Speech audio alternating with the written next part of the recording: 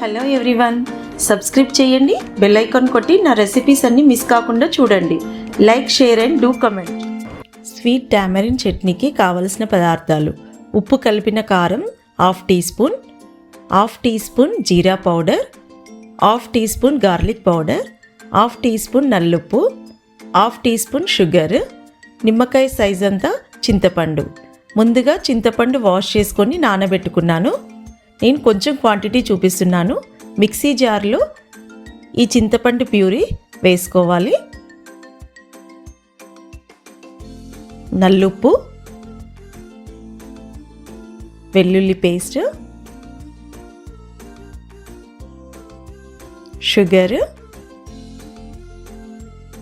జీరా powder, కారం, ఇవన్నీ ఒకసారి మిక్సీ చేసుకోవాలి.